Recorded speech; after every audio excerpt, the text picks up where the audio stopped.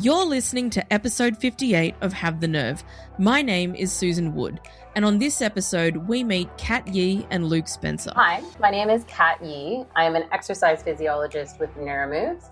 I have been with the organization for the last 4 years. I'm originally from Canada, however, I've been calling Australia home for the last 10 years. And I have the very good fortune of working with some pretty incredible and inspiring people. I'm Luke, and I live in half an hour from NeuroMoves Lismore, and I've been going there for about 3 years-ish. More. 4 years. No. 5. 5. Yeah. Wow, but I didn't realise that. I'm 27 now. I've had lots of health struggles, and because of Fredrich's Ataxia, which is a neurological progressive degenerative disorder. Since I was 25, I have had a pacemaker, and it took a while to get going again, but now I play wheelchair basketball, and I've been going there for about 2 years-ish. At the age of 12, Luke was diagnosed with Fredrich's Ataxia, and in May 2024, after a series of complications, he had a pacemaker put in that both Kat and Luke lovingly refer to as C3PO. This is the story of how Luke wanted to scuba dive in Fiji after his pacemaker was put in, and how Kat supported Luke as first his exercise physiologist at NeuroMoves Lismore, and then as his support worker, and most importantly, his friend, when they got to do this in real life in Fiji at the end of 2025. I couldn't have been happier to definitely third wheel their force meld while I was fighting a battle of my own. Kat, whoa, hang on a second. There's a thunderstorm in my neighborhood at the moment. We can hear that. Let me just wait till the thunder is... Yeah. Can you hear that? Sounds like a garbage bin is rolling by. Oh no, that is definitely God yelling at me from somewhere. I can't wait for you to meet just two really good people. So on with the show. Can I try to take us through a bit more of a chronological timeline? I actually don't know what Fredrich's Ataxia is, so this is going to be educational for me as well. How old were you when you noticed symptoms? Like, go through the timeline like that. When did we go into chair? Well, I was 12 when I got diagnosed. Like, when I'm walking and things. I can never do, like, the balance ones and everything. So that's when they first noticed that. My parents took me to, I think, Specialist? the Children's Hospital in Brisbane. I ended up getting diagnosed with Fredrich's Ataxia. All through the high school, muscles were slowly deteriorating, and I was slowly losing balance control. Luke is actually really strong, and that's a very common way that people feel. And the real issue with the condition is that we lack coordination. So the ability for the brain to connect to the muscles. Yeah. And so Luke is really strong. He's headbutted me and punched me a bunch of times. It's just that he has no control. So sometimes if we cough, we will have flailing limbs. It's like a full send. It's pretty funny. It's funny. I think it is. It keeps me on my toes, you know?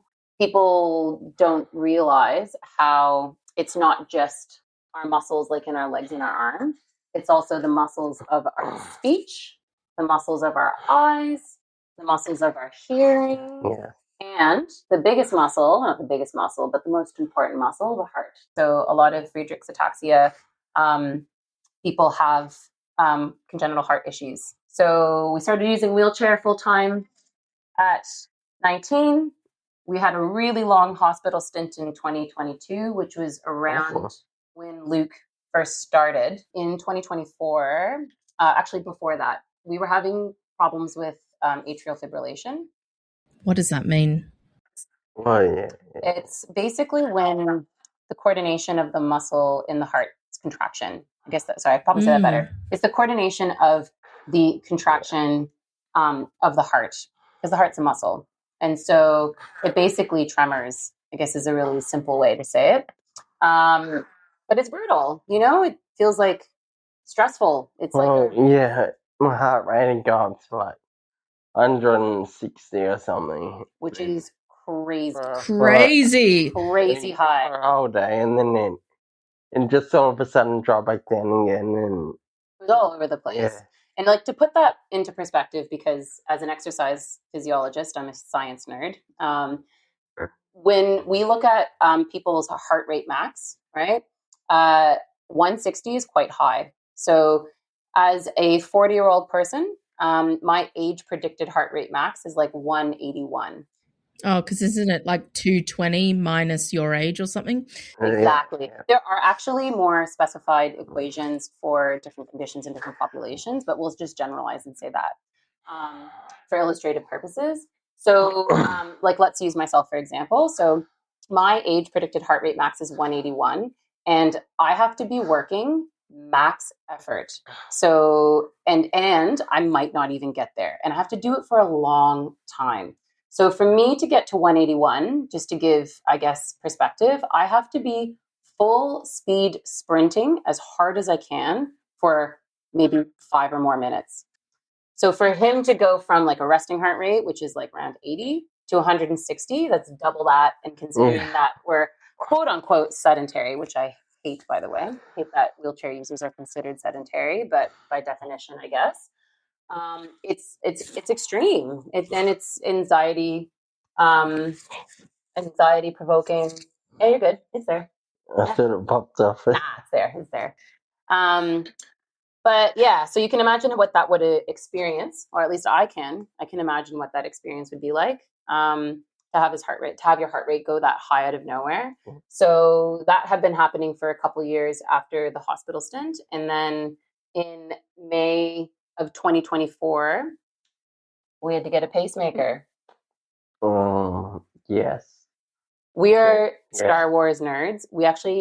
There is a proper name for the type of pacemaker that he has, but we just call it the C3PO because it's similar. It sounds similar to that.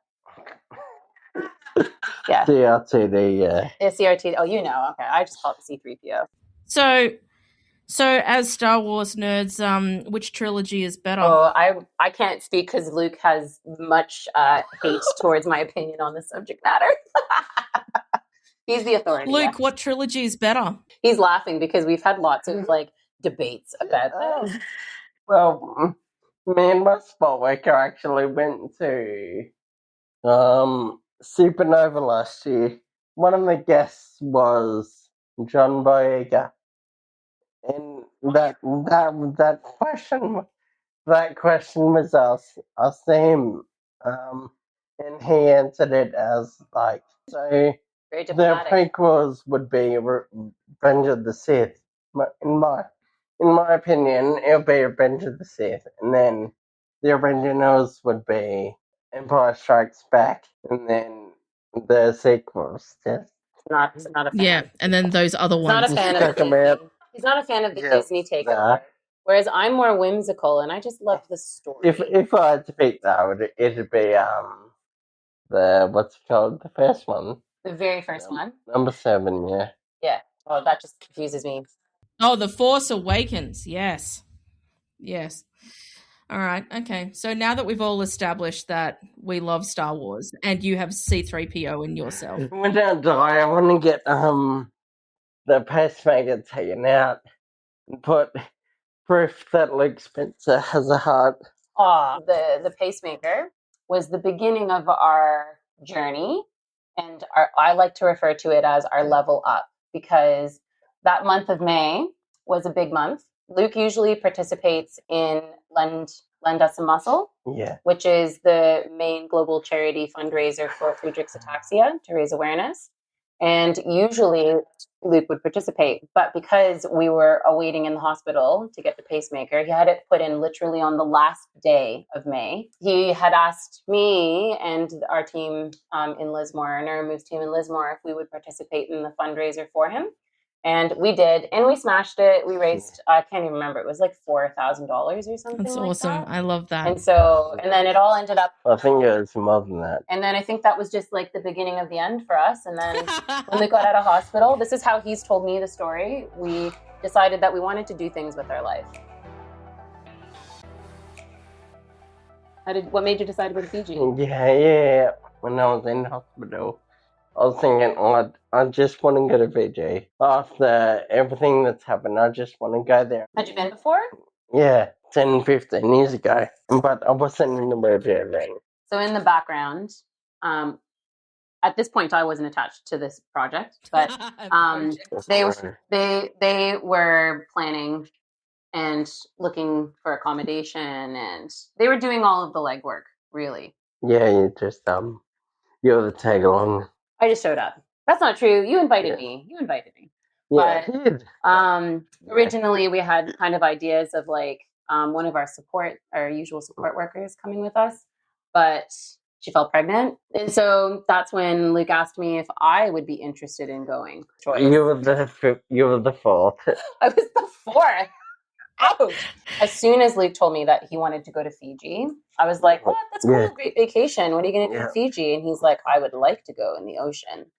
That was a big moment for me because for years I had been bugging Luke to do hydrotherapy as his exercise physiologist. The benefits of doing hydrotherapy when we have issues with balance or when we have issues with fear of falling or anything like that, the pool is an incredible place to do that stuff. So I when Luke said that he wanted to go in the ocean, I literally had to contain all of my excitement as a practitioner because I was like, this is it. This is my chance to finally get him in the pool. And when you're trying to like be cool, don't spook them, because I knew that it would be a scary thing for Luke.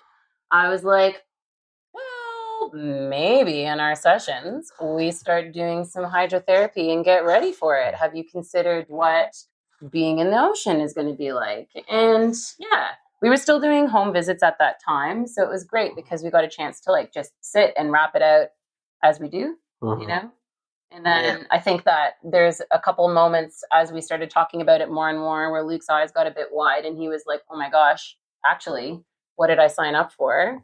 And so I was like, but this is why we get in the pool and we practice and figure out what we're cool with. A lot of trust exercises. Trust exercises. Oh, but you know what? It's not just trust for like who we're in the pool with, but Luke trusting himself.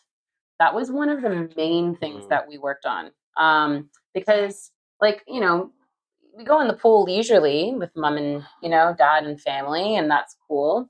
But like the ocean's totally different beast, right? We've got waves, we've got currents, and it's pretty big. Can't just, go to the edge and grab something. Working with Luke, I guess the benefit for me having worked with Luke for so long is that I know where he underestimates himself. And sometimes the best part of my job is proving to him what he actually can already do.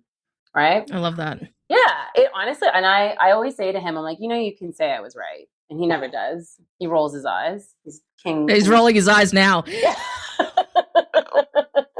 Exactly. The only thing that I want to give Luke is a sense of security and confidence, right? And I think that that's something that people really underestimate, like the power of working with people who understand your condition. So, I mean, Luke will always say that I tried to drown him. No denying that. No denying it. So you're training to do scuba diving. That's what it was. Well, it was a scuba diving, snorkeling. Oh, sorry, snorkeling. Yeah. And when I was talking to Kat about this, she mentioned that you were using an adaptive mask. Tell me a little bit about that. It was a full face mask. Got a fan on it. It looks like a shark. And then up top in the middle of your head is the snorkel part. And it's got a fan inside. So you can turn the fan on and it blows. It blows fresh air. It blows the carbon out. So it's easier to breathe. A part of our work in the pool, like I said, is getting Luke to trust himself. So where we started with that was proving to Luke that he can hold his breath for 10 seconds. No matter which direction his face is in, whether he's got a big breath in or a big breath out or a breath in between, that he can hold his breath for 10 seconds. And I felt like for Luke, that 10 seconds was critical. We always had the 10-second rule. We've always operated on that in the pool. When we panic, that's when we flail. When we flail, we use our oxygen and then we make, a scary situation worse. So we had lots of conversations about that. And then, so that's when we established the 10-second rule, where no matter what we were doing in the pool, I would always recover Luke after 10 seconds. But I think of it as confidence conditioning. Yeah, we definitely got better.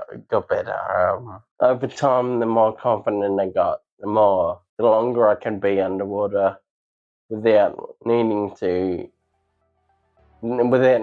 come up. Hey guys, it's Susan, cutting myself off on my own podcast. I just want to thank everyone again for their continued support and listenership of Have the Nerve. I'm always striving to bring you experiences that are as diverse as disability is itself. I would love if you can help me out this year. As we're approaching our 5th year of Have the Nerve, I would like your input into topics that would interest you. If it helps, go through the Rolodex of this podcast if you're a new listener to see what has been spoken about. And if you think, wouldn't it be great if you covered... I want to know. So email me at community@scia.org.au. This will be in the show notes with the subject heading Podcast Topic Request. It'll really help me a lot and it will be much appreciated. Now back to our regularly scheduled program. What sort of research did you do prior to the trip? So you like accessibility wise, let's talk about hotel rooms. Let's talk about what were your expectations?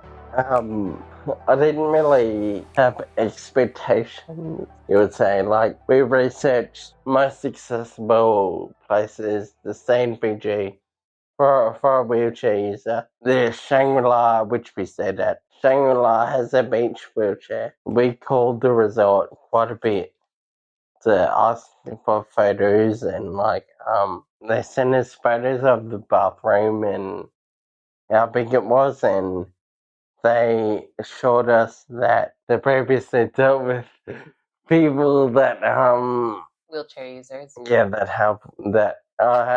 that's wearing wheelchairs. So yeah. Joanne, big shout out to Joanne. She's incredible. Mom is obviously very skeptical. And so along their journey, she was sort of pulling me aside and saying, hey, Kat, what do you think? This is what they're showing me for the wheelchair. Do you think that this would work for Luke? So I think that there should be a little asterisk on this whole story, is that Luke is actually really cruisy. He's just like, I'll go wherever, I'll just show up and that's fine, you know? But then he'll also like stew and worry and stress about things beforehand. So it's a bit of a dual persona, you know? But luckily, I think that part of his cruisiness is because he knows he's got really fierce advocates around him. You know, he's got his mom and then me, and we're vetting and checking these things. And then he'll be like, what about this? We're like, oh yeah, we already checked that out. It's like, oh, okay. Joanne and I, we're a bit skeptical about like the information when they say, we've had plenty of wheelchair users come here, because we were like, okay, but what is that? How does that translate for Luke? They said they've accommodated wheelchair users. Yeah. So what does that mean? Like, yeah. Yeah, like wheelchair use. Are we talking power chairs? Are we talking self-propelled? Are we talking, you know, those sleek carbon fiber, you know, wheelchairs, or, you know? So it's just, there's a bit of a big question mark on that. We got as much information as we could. The other side of that, in terms, I think what Mum was saying in terms of location, was that the Shangri-La wasn't necessarily the most accessible. However, they were the only resort that had reef off of the beach to try to save us from having to get on a boat tour and get in the water and problem solve all of those things. Going out the back door and having a swim not on the beach, but the lagoon area. And just seeing the reef there. I think something that I want to ask, which is something that I've now realized is a big deal, is getting on a plane and then maybe using the facilities on a plane. What was your experience, Luke? Well, first getting to the airport, like we had to get up at what time was it? 5 o'clock or something? Yeah, like 4:35. We live 2 hours from the Brisbane airport. So we had to get up at 4:30 and then go to Brisbane. I've been on planes before, so my experience wasn't too bad. Like, it's only a 4-hour flight, and so you just make sure you go to the toilet in the airport before you leave, and then you just hold it. Not drink too much too. Yeah. It's a bit of the downside. That is the craziest part, isn't it? Yeah. You know, so Luke's experience was very different than my experience. Yes, we just talked about this. We laugh about it because Okay, like, go on. as far as Luke's concerned, like, yeah, it was cruisy. Everything was fine, right? You know, working as a EP, I've always heard different stories from different clients about their experiences traveling. I spent most of my 20s backpacking, so travel is a really big thing for me. I love it. And so I just love hearing, what people have done and their experiences for it. And so in talking to some of our other clients and their travel experiences, I've heard the good, the bad, and the ugly on what it can be like for, people with disabilities having to travel. And like, even before, like, Luke went to New Zealand a couple years ago, and when they were at the TSA, they asked him if he could just stand up so they could check his chair. I was at New Zealand, wasn't it? Yeah. Probably. I don't remember, but probably, yeah. Yeah. It's not an important thing for me. Yeah, it doesn't, well, that's good. You let it roll off your back, right? But I think tip my hat to you for that mentality, because like I said, because I work with such a diverse group of people, I just hear all these different stories and experiences, and I try to empathize on how it would make me feel if I had those experiences. And so, I have a couple clients that have done really big trips into Europe over the last couple of years, and they just had absolutely nightmare stories. And so I tried to go in being really optimistic, because it's like, you know what? I think the big thing for me was like, in our work and what we do, because we work so close hand in hand with our clients, like, consent is such a big thing, I always tell my clients that, like, if we're doing work that requires us to be really close with one another, it's important that we just make sure that we're both comfortable with it. And I'm super ticklish. So if somebody accidentally brushes me, I might elbow them to the face. So we just need to make sure that we're both under the same understanding. It goes both ways, So it's all part of communication. So, I think that consent is such a big thing for me. And I've heard stories about, our clients being out and about in the community, and well-meaning people trying to help them, and how it makes them feel, and the amount of tolerance and understanding on our clients' part. It's so commendable. I can't say that I would be the same in their situation. So we've got some really graceful people. I guess when you have the disability, you just pick and choose which fight you're going to fight, right? So if somebody's like doing something that, is a bit off, but you're like, oh, is this the hill that I'm going to die on today? Probably not. I completely understand that, When it actually came to transferring onto the chair to the aisle chair, is that what it's called, the aisle chair? Yeah. To get into our seat, I know what Luke's capable of, and we do a lot of work on transfers. We transfer basically every time we do a session. And I was just actually really taken aback on how these well-meaning flight attendants, who are obviously just trying to do their job and get everybody on the plane as quickly as possible, were just grabbing Luke. And they were taking his arms and tucking them in, and moving him around, and it was honestly so triggering for me, because if people touched me that way, I would lose my mind. I would actually have a full meltdown and probably not even be allowed on the plane. When we got to Fiji and we were chatting about it, I was telling Luke, I was like, that actually really bothered me. And he was like, really? I have to say that when I have spoken to people, I mean, this is a bit of a aside, but when I've spoken to people who are continence nurses or nurses of pediatric children who've got disabilities, because of the way that medical care for people with disabilities is so hands-on, the consent aspect isn't really, talked about a lot. And so from what you experienced, Luke, to what you're actually seeing firsthand, Kat, is a little bit of a legacy item of that kind of thing. I acknowledge as Luke's therapist that there's going to be so many aspects of his life that I cannot empathize with. I can try my hardest to understand it, but that was one of those moments where I actually really could empathize with that, where I would very much not like people to touch me that way. Let's get to the moment where you actually get into the water and start doing your snorkeling. Tell me about that. So we got the beach chair, whatever, and I hadn't used the beach chair before. They're massive. These pretty much monster trucks. Yeah, like tanks. Yeah, and they because the wheels are full of air, so it floats on the water. And I was trying to tell Kat, but she wanted to do how she wanted to get me into the water. It wasn't going to work. And you're just like, yeah, no. Yeah. No, it'll work. No, it's fine. So I think that, like expectation versus reality and trying to problem solve how to use the chair, right? So going into the trip, we talked a lot about, like, I guess what Luke's biggest fears and concerns were. And obviously standing out, that visibility, having people watch and oogle while we're trying to do this stuff. So like that was first and foremost in my mind, right?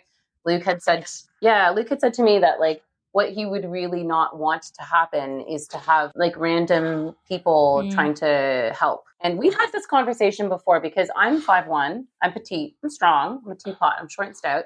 But we've chatted about this where sometimes like when people offer to help, it's not because they're trying to help him, they're trying to help his tiny little support worker, his assist, that they think that they're not capable of managing it. It's a bit of a barb to both of us, not just him. So we had lots of conversations about that. But also, so I can understand that where it's like, yeah, I don't want people to offer help and I will happily ask for help when I want it. But, I don't want people flogging in my space and trying to just be helpful. I know that sounds so bad, but anyways, so the beach chair, we tried to get it in the water. Because it floated on top of the water, we had thought originally that we'd be able to push the casters down so that Luke could slide off towards me. But we chose a very poor day to go, choppy water, but we were just so keen to get in the water, right? Yeah, it was good. We probably could use better judgment on that. I wanted to go in it was such a nice day. Like, yeah, it wasn't raining or anything, and we were happy to be there. Yeah. And like we weren't even looking to go snorkeling at that point. We just wanted to get into the ocean. It was the first time in. You were just feeling vibes and you were like, let's go. Yeah. How long had it been since you've been in the ocean? 2016 probably. Unfortunately, it didn't go as planned. I think that the conditions were a big part of it because the chair had Floating. Well, it wasn't just the floaties. Like there was just different modifications that we couldn't make on the chair.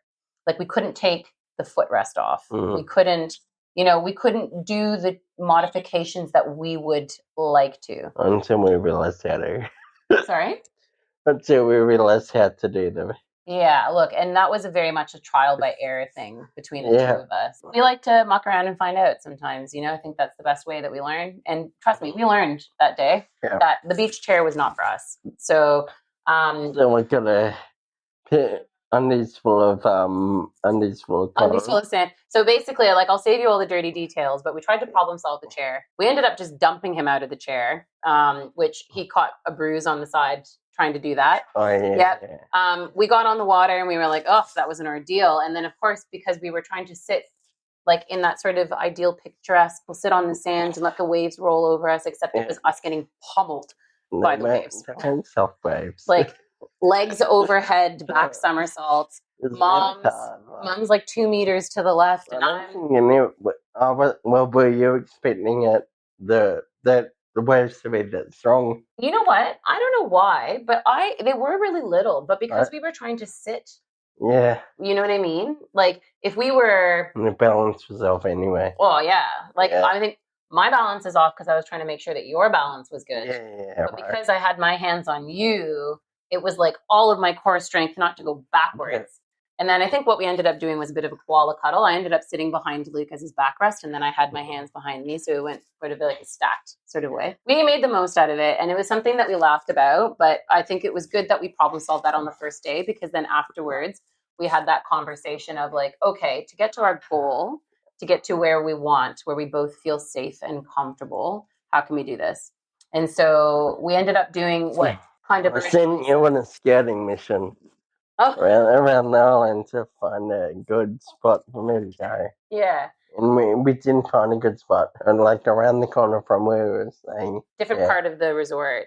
So we were by one beach. Yeah, so there were no rare waves or anything. In retrospect, we could have done better in like our gauging in real time of what we were facing. Because we were just so keen, Yeah. So then once we had that hilariously terrible experience, we obviously took a step back. We learned, we recalculated, we talked about different approaches. Yeah. Do you remember, Luke, how before we started, when I asked you, I said, if the worst case scenario is people carrying you into the water, how would you feel about that? Do you remember what you said? I don't remember what I said now. I can imagine that I would have been apprehensive about it. The main things that you said to me were, if that's what it takes, then fine. But as long as I feel safe and comfortable with the people that are carrying me. Tell the story. I went and spoke to the lifeguards. Okay, and tried to organize Luke being carried into the water because we felt that, you know what, for dignity's sake and also comfort and not having to deal with the beach chair, because we were pretty off the chair at that point. You know, I went around and I spoke to all the lifeguards and I was like, hey, this is our thing, you know, we need to carry him into the water. Do you guys feel comfortable with that? Do you think that's something that we could do? And of course, the Fijian culture is like, oh, yeah, too easy. Great. Amazing. Let's do it. Where is he? Let's do it now. You know? And I'm like, oh, no. I'm just asking, you know? So we organized it. We told them, hey, we're going to be at this beach at this time. We want your, you know, 2 strongest lifeguards. You know, Luke weighs 90 kilograms. They got to be able to carry that. And we just want to get him in the water. That's it. And so when we did go to the lifeguard at that arranged time, the lifeguard had no idea what we were talking about. So the Fijian island time, the message was not passed on. So, you know, I explained it again and I was like, this is the situation, blah, blah, blah. And so the guy's like, oh yeah, no problem. Yeah. We'll meet you down there. So we go down to the beach. Yeah. We're in our chair. We're ready with our snorkel and everything. And then who showed up? Was he waiter? I think he was a chef, actually. Really? Yeah. The lifeguard showed up with one of the chefs. He was a chef at the Italian restaurant. One of his colleagues came and they lifted the chair up with me in it, carried me and the chair down there, and the tide was so far out. They left the chair and carried me the rest of the way. So I have 2 questions. 1, Luke, where are you and Kat going to go next for your trip? And we'll answer that one first. That's if he wants to take me anywhere. We've talked about keeping it domestic trip, like going to the Australia Zoo or something. Future planning. I think the thing with that trip, though, is that we were thinking about maybe trying to do that trip without our usual support. So mom and dad and family are incredible. After that trip and chatting about it, like, you know, just sort of asked Luke, like, you know, what do you think about that? Do you think that's something you'd be interested in? Is that something that you want to do now that we've done it and we've worked together? And he was like, actually, yeah. I love it. And I just wanted to say, like, ask you a final question from both of you, right? Because I actually love your dynamic and I love the way that you two communicate with each other and I love, like, just both of your vibes, right? So, Kat, what would you say has been the best part about working with Luke? Oh, I mean, like, my favorite thing in working with Luke is seeing him blossom, because Luke can be a shrinking violet. You know, I see it, and we talk about this all the time. So this is nothing new. I've said this to Luke before. You know, sometimes because of like the hearing deficits or the speech deficits, you know, Luke can be a bit of a shrinking violet, and because we do require assistance with some things, you know, it's like we don't really dare to dream. Since the pacemaker, which is something that I've said to Luke a few times that I personally am super proud of, and considering that we had a pacemaker put in almost 2 years ago to this day, and we have done so much in that time. You know, we've gone to Fiji. Luke has started playing wheelchair basketball with some of our other clients. There's a really great community group, and he goes there with his support and goes plays basketball. We are just doing things that we never really thought about. This podcast, yes. You know, honestly, my favorite part about working with Luke. And finally, to wrap up this conversation, Luke, what is it that you loved about working with Kat? Kat's like a much older sister. I'll take that. I feel very lucky to have Kat as a exercise physiologist.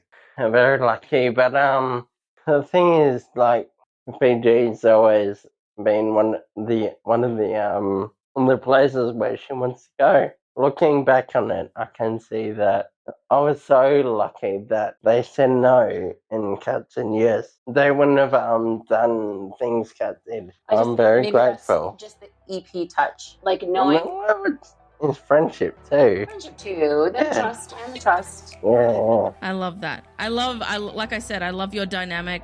I love that you have a genuine friendship, and I think that it's super cool that you are like working together, then going on a trip together, and then having all these experiences, and it's just something that's like really cool and unique.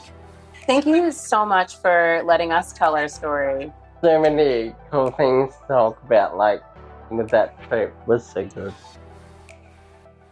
You've been listening to Have the Nerve, a podcast about disability. Once again, my name is Susan Wood, and this has been written, edited, and produced by me, Susan Wood. This is all part of SCIA's Resource Hub, and we wouldn't be able to do this without funding from the Department of Social Services. Everything we've spoken about will be in the show notes of this episode. Once again, thank you for listening. I think that's fine. That's fine, right?